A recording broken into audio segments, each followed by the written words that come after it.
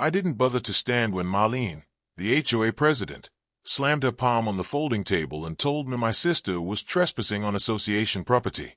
I just sat there, arms resting loosely on the chair, and slid the envelope across the table.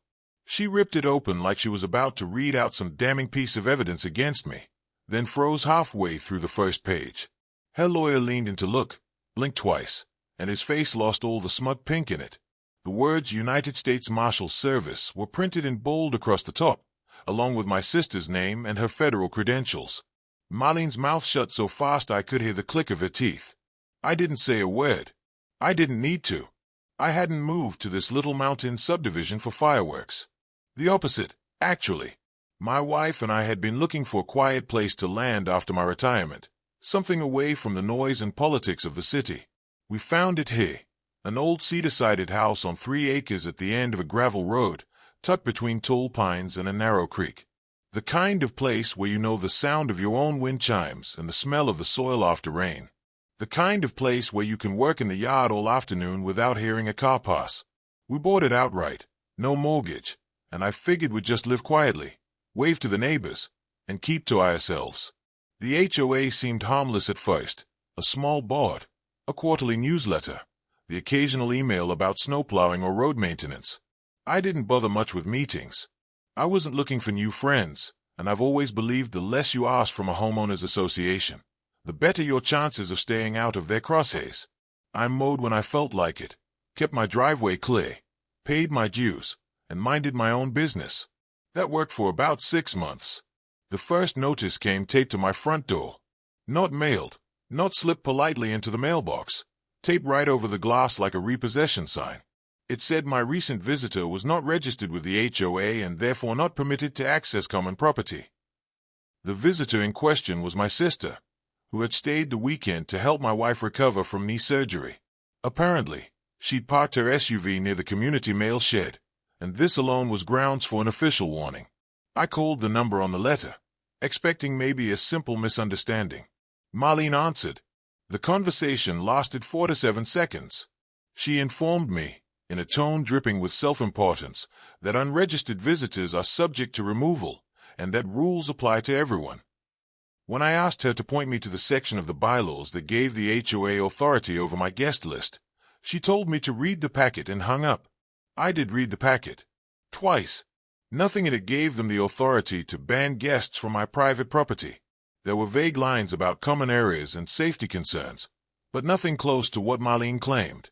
I drafted a short, polite email pointing this out. No response. A week later, my sister came again, this time for a single night on her way to a white conference. The morning she left, I found a second notice taped to my door. Final warning, it read, in bold red letters. If the unregistered female was seen again on HOA property, the matter will be referred to law enforcement. That was the moment my patience started to drain. I still wasn't angry. Anger clouds judgment. But something in me clicked over from neighborly tolerance to quiet calculation. I stopped sending emails. I stopped assuming reason was possible. I started keeping every letter they sent, photographing every notice before I peeled it off the door. I dug through the county property maps, the HOA's original charter, and even the zoning filings from back when the subdivision was approved in the late 80s.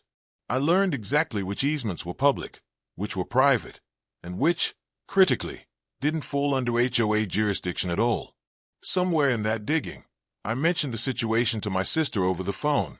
She laughed at first, assuming it was just some petty neighborhood drama. Then, when she realized they'd actually threatened to call the police on her, she got quiet. You know I could just show them my badge, right? She said. I'd almost forgotten. My sister wasn't just some office worker. She was Deputy U.S. Marshal, with full federal credentials and jurisdiction that made an HOA rulebook look like a grocery list. We didn't plan anything elaborate. I simply told her to stop by the next time she was in town, park exactly where she had before, and wait for the inevitable. It took less than 15 minutes. I watched from the porch as Marlene marched up the road, 2 other board members trailing her like nervous ducklings. She stopped at the driveway, arms folded, and announced that my sister was in violation of the HOA's visitor policy. My sister stepped forward, calm as stone, reached into her bag, and pulled out the leather credential wallet. She didn't raise her voice. She didn't even smake. She simply opened it and said, "Deputy United States Marshal, I'm here visiting my brother. Any questions?" Marlene stammered something about private property rights and security protocols.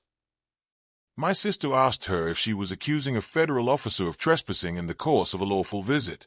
The two board members suddenly found the ground very interesting. Marlene muttered something about needing to review the bylaws and turned on her heel. That's when I knew this wasn't just about my sister. It was about making sure this kind of nonsense didn't happen again. A week later, I attended my first HOA meeting in years.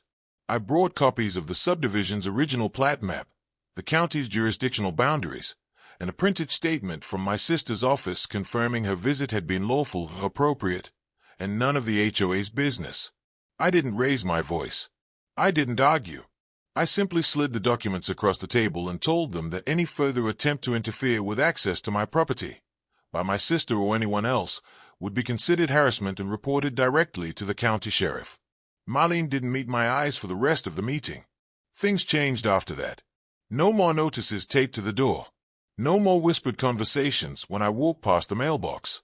The next time my sister visited, Marlene drove past in her SUV and pretended not to see us. Most of the board members avoided me entirely, which suited me fine. My wife's knee healed, the pines kept swaying in the wind, and the only papers on my front door now were delivery slips for fishing gear.